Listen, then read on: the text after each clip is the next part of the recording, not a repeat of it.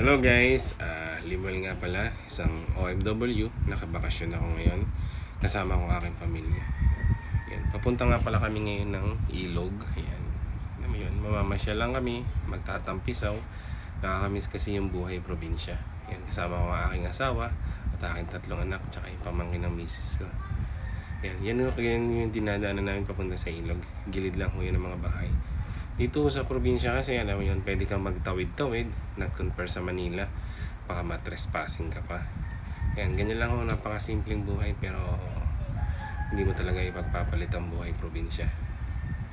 Yan, dadaan ho kami sa may gilid na parang ano lang ho yan,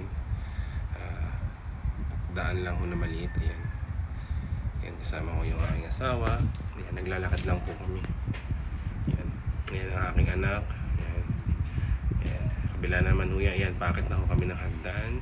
Papunta na po kami sa mismong ilog. Basta alagaan lang ho natin ang kalikasan guys. At grabe, napakaganda talaga ng kalikasan. Lalo dito sa amin sa bayan sa Quezon. Tingnan nyo guys, berding-berde ang paligid. Dito kasi sa lugar namin, malimit po talaga ang ulan. Yan, bihira ho sa isang araw ang hindi uulan. Kaya po lahat na makikita nyo ay green talaga. At saka dito pinapahalagahan na ho talaga ngayon, pinapawal ng putulin ng mga puno, bawal na ho siya, not compare dati. Kaya talagang gumanda ho siya at saka mas maayos ngayon. Yan, kasama ko nga pala yung aking anak na pangalawa, si Chloe. Yan, kinakausap ko po siya dyan. Sabi ko siya magtutuloy ng channel ko paglaki niya. Yan, mukhang ayaw pa nga eh. Yan, papunta na ho kami sa ilog, ayan, naglalakad kami. Ganyan lang ho, napakasimple ho ng buhay dito sa probinsya. Yan, may dala lang ho kaming mangga dyan. Magtatampisaw lang ho kami sa ilog. Yan lang, nakakaraos, napakasimple ho pero napakasaya.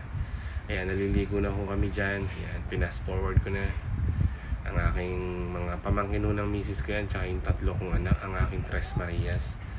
Yan, napakasimple ho. Parang nagbabaliktad na ho ng mga bata kami na naliligo lang kami sa mga sapa lang kasi sa amin. Simpleng-simple lang. Ayan, sobrang saya. Eka nga ay hindi kayang tumbasan ng pera yung saya ng mga bata sa simpleng bagay lang. Ayan. Kaya dapat talaga guys, pahalagahan natin ang kalikasan.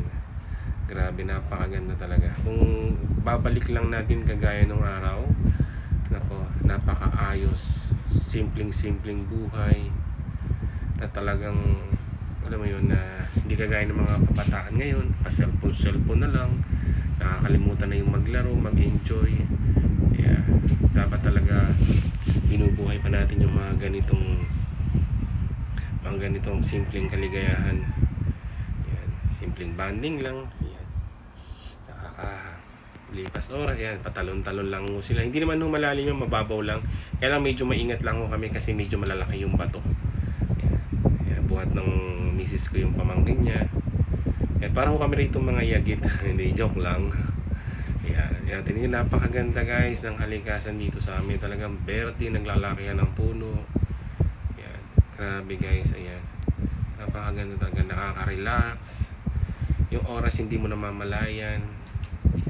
Yan, tingnan nyo. Yan, mababaw lang naman ho yan. Malinaw ho ang tubig niyan. May mga naglalaba pang nga po.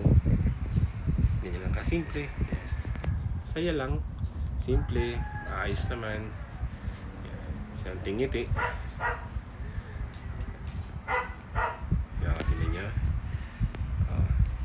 Ako ho yung nagbibideo-video yan, tsaka nagpipicture-picture. Ayan, picture-picture ho kami. Ayan, sinusulit ho yung bakasyon. Medyo matagal ako hindi nakauwi.